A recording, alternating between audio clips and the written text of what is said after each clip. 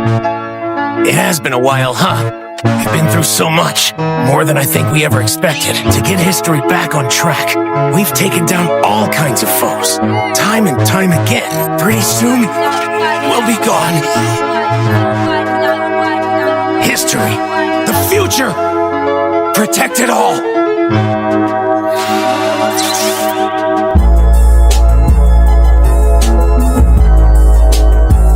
With the recent announcement of Dragon Ball Xenoverse 3, Xenoverse 2 finally comes to an end. As with the recent updates in Future Saga Chapter 4, we now know for a fact that this is the final DLC. And while I know everybody is excited for Xenoverse 3 and what can happen in it, today I want to talk about the twilight years of Xenoverse 2, how it's gonna end, what's gonna happen next, as well as how things may tie into Xenoverse 3. So with all that being said, let's get started. War is hell. First thing we need to talk about is what the hell is going on in Future Saga Chapter 4. We start the trailer with Trunks recapping everything that's happened up to this point, talking about how long we've been doing this stuff for. And yeah, buddy, it has been a long 10 years. This shit definitely went on longer than any of us could have expected. But then when he's done with his monologue, he talks about how pretty soon we'll all be gone. Huh? Now, I don't know if he's just talking about him, Supreme Kai of Time, us the player, sounds like everybody. With his final words being history, the future, protect it all. I'm not gonna lie, whoever they had in the writer's booth for this DLC is cooking. I'm already excited. We then cut to see a bunch of people who are seemingly affected by ultra super villain powers, not limited to Jiren, Hit, Cell, Boo, Cooler, Android 17, Android 18, Toa, Mira, and Supreme Kai of Time. First off,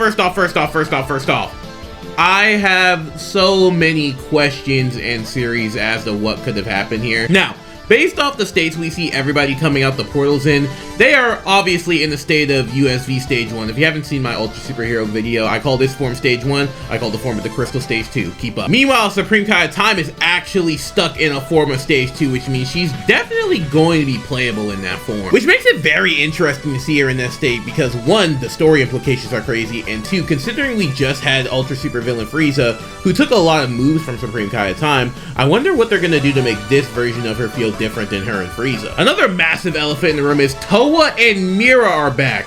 These two characters are ones we have not seen at all since the base game of Xenoverse 2. But maybe what's happening here is that Few, alongside the mind control Supreme Kai of Time, is pulling all of these variants out right before we stop them in the story. Because as we know, Toa and Mira are in hell right now. So I think these two are versions that were pulled right before the ending of Xenoverse 2. Then we get to see a shot of our squad, including Goku, Vegeta, Krillin, Gohan, Piccolo awakened because they didn't feel like making a new model, Tapion, Kale and Caulifla, Tien, Yamcha, nigga my name Dispo, Pycon, and our GOAT, Base Kaba. Then we cut the Few saying the final battle begins now. And ladies and gentlemen, we are officially in what I'm going to be calling from here on out, the Xeno Wars. Come on, tell me this shit isn't straight out of Endgame. With all the like MCU style iconography the Future Saga has had from the logo, you can tell they were kind of pushing this MCU direction for Xenoverse, and personally, I'm all here for it. The fact that this game is going out with a massive send-off and seeing all of the characters we've met throughout the years and villains return for one big climactic final battle just sounds epic to me, and something I could have only dreamed of for years. Honestly, for many years after the Infinite History DLC, I saw Dimps really just stop caring about the Xenoverse 2 story, especially now that we know that they were working on Xenoverse 3 the entire time. But I think it's really awesome how they dedicated the last 2 years into giving Xenoverse 2 a proper send-off. Actually utilizing Few as a full villain for this game and actually have him do some evil shit that actually has consequences following the next DLCs was very cool to witness, especially since his characterization has been that he's doing evil things for the greater good. Then we get to see what seemingly looks like all of Xenoverse 2 history being erased until we enter this black hole and get confirmation that this is the final DLC. They really meant it this time. Then we exit the black hole and see these sparks of greenish whitish light, and suddenly it jumps out the hole to one of the crystals, then to another crystals, then it starts purifying the screens, and then hey guys, I'm gonna need somebody to pick up that phone because I called it. We are getting Ultra Superhero in Xenoverse 2. And granted, as of now, we only know that it is gonna be Goku, but at the same time, I'll take it. When I made that series years ago, there was absolutely nothing to go off of until we got that last Future Saga Chapter 3 trailer, and then it was like, hold up, maybe I was cooking something. But to actually see that I was kinda right is crazy. Now, I'm not gonna lie to you guys, when I first came up with that Ultra Superhero series, I was just pulling shit out of my ass. I did not think that we would ever see something like this in Xenoverse 2. But then at the end of the Future Saga Chapter 3 final trailer, we got a brief glimpse of what looks like to be a reverse Ultra Super villain power. So then it was like, maybe something like this could happen, but to actually see a full-blown Ultra Superhero, that's such a dumb name, a full-blown Ultra Superhero in the flesh is crazy. Now, I don't know if they're gonna be calling it that or not, but I mean, come on, look at it. And honestly, the fact that it's gonna be Ultra Instinct Goku is so exciting. Now, Ultra Instinct Goku in the base game is a character I have always given major flack for always just kind of feeling like a reused character. I know people love him, but I've played a lot of Xenoverse, especially around that time, so a lot of that asset stuff is very prominent to me. And when Ultra Instinct Sai came out, it was very exciting because they finally got to rectify that wrong by actually giving us an anime accurate UI Goku. But still, we never got anything from Mastered Ultra Instinct because at that point it's too late to change his moveset. He already plays like that. So they just gave him the UI Sai moves and called it a day, and I thought we were gonna just leave him like that. But no, we're actually getting one final Mastered Ultra Instinct Goku. But not only that, if you peep his design a bit, it looks like his shirt is ripped, and not the normal ripped way you see it in the anime. His sleeve is off, kind of like his design from the Moro arc. And as we've seen recently with games like Dokkan Battle, they're not afraid to pull reference from the manga anymore, so you know what that means. We could be seeing peak. That's all I'm saying. We could be in for some genuine peak. I mean, look, I know the Galactic Patrol is coming up, and that's gonna be crazy when it happens, but I mean, have you seen the Moro arc? MUI was moving different. There is so many cool moves you can pull from with that version of the character, and if they even use one or two, I'll take it. Give me the Skybreaker punch or wherever that move he did tomorrow where he blew his back out, or that speed blitz shit where you catch someone's arm. UI has such a unique fighting style that they can come up with plenty of moves to make it look cool, as well as them actually being able to give MUI a faithful moveset to both the anime and the manga. Oh my god, I'm so excited. Now, one last thing I want to address is, are we gonna get Ultra Superhero for CACs?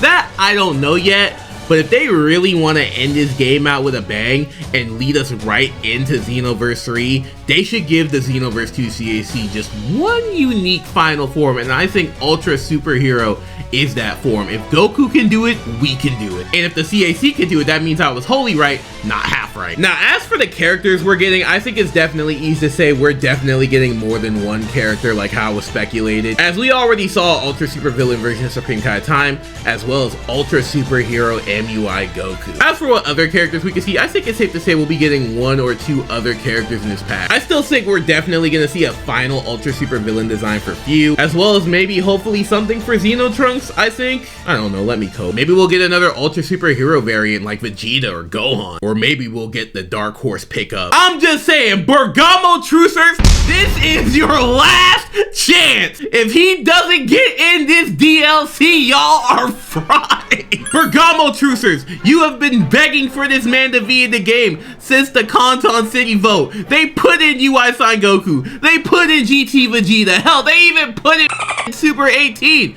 They left you off the table, and now is your last chance to rise up and take what's yours. So Bergamo Trucers, be loud, be proud, because at this point, what do you have to lose? If he is in the game, he is in the game. If he isn't, then he isn't. I just want to see chaos. Okay, I'll stop.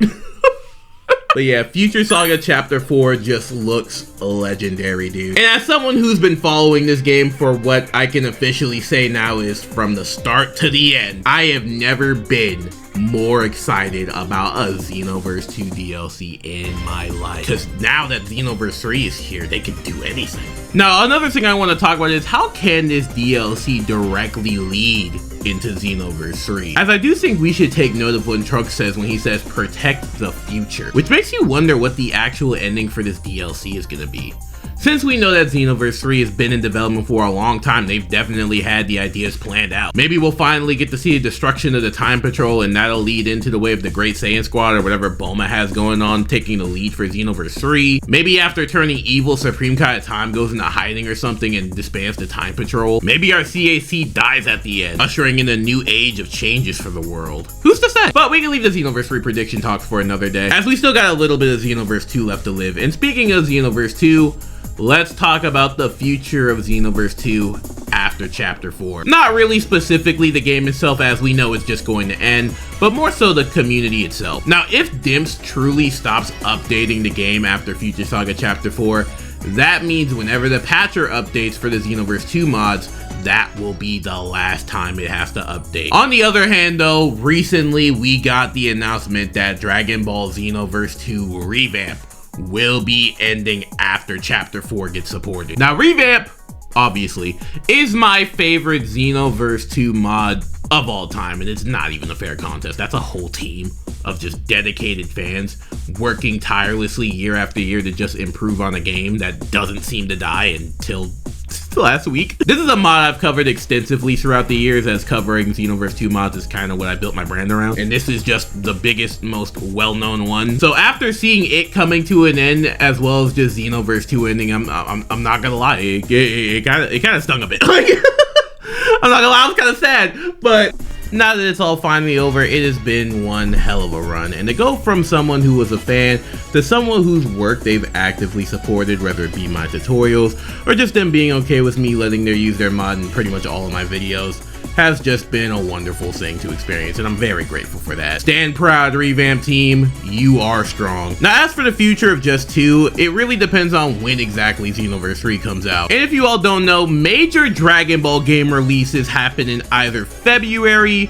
or October of the year, as this has been the case with games like Dragon Ball Z Kakarot, Xenoverse 2, Fighters, and Sparking Zero. And considering we got this first trailer and the game is already available to wishlist and purchase on sites like Steam and Amazon, I think we'll personally be getting Xenoverse 3 in February of 2027. Because if Future Saga Chapter 4 drops in, let's just say, June or July of 2026, that means we could spend the remainder of the 6 to 7 months hype cycle, goddammit, promoting Xenoverse 3, which is still plenty of time to reminisce on the game. And I recommend, if you haven't played Xenoverse, or if you're just somebody who hasn't caught up with the game in a long time, that was absolutely the best time to jump back in.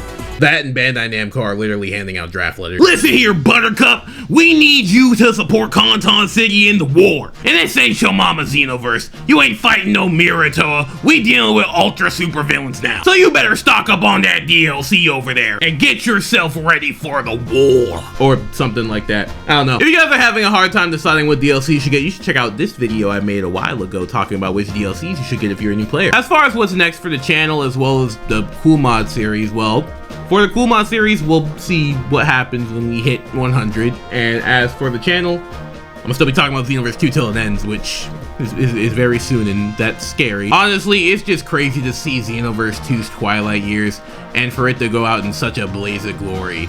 A big Xenoverse war, all the Dragon Ball games collabing in celebration of it, and even the announcement of Xenoverse 3. And while it's really not over for 2 yet, the end is near, and I think we should just take a moment to appreciate all the things Xenoverse 2 has given us throughout the year. You will be missed. Thank you everyone for coming today. None of you people came to my funeral.